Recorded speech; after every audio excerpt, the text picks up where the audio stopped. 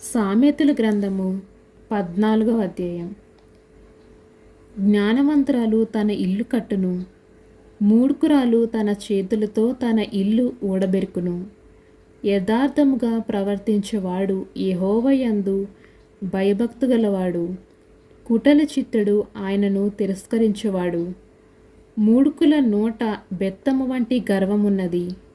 జ్ఞానుల పెదవులు వారిని కాపాడును. ఎద్దుల లేని చోట గాది అందు ధాన్యం ఉండదు. ఎద్దుల బలము చేత విస్తారము వచ్చుబడి కలుగును. నమ్మకమైన సాక్షి అబద్ధమాడడు. కూట సాక్షికి అబద్ధములు ప్రియములు. అపహాస్యకుడు జ్ఞానము వెతుకుట వ్యర్థము. తెలివిగలవానికి జ్ఞానము సులభము. బుద్ధిహీనుని ఎదుట నుండి వెళ్ళిపొమ్ము. జ్ఞానవచనములు వాని యందు కనబడవు కదా. తన ప్రవర్తనకు కనిపెట్టి ఉండుట వివేకము గల జ్ఞానముకు లక్షణము. మోసకృత్యములే బుద్ధిహీనుల కనపరచు మూర్ఖత.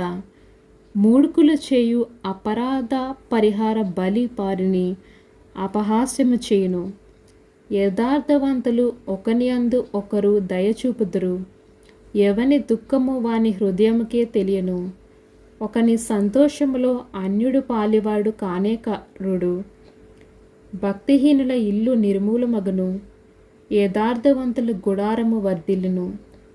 ఒకని ఎదుట సరైనదిగా కనపడు మార్గము కలదు, అయితే అది తుదకు అది మరణముకు త్రోవతీయును.